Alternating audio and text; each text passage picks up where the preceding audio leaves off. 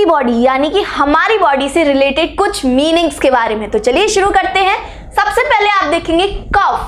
क्या बोलेंगे? कफ यानी खांसी, खांसी है ना। स्नेज, स्नेज यानी छींकना, स्नेज यानी छींक।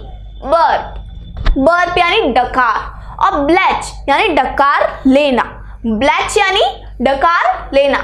ब्लो यानी फूकना, ब्लो यानी फूकना। नेक्स्ट आप देखेंगे यॉन, यॉन यानी जंभाई लेना, आलस वाला, यॉन यानी जंभाई लेना।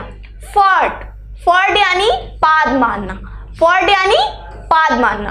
नेक्स्ट आप देखेंगे स्निफ, स्निफ यानी सूंघना, स्निफ यानी सूंघना। नेक्स्ट आप देखेंगे हिक्कप, हिक्कप यानी हिचकी, हिक्कप यानी हिचकी।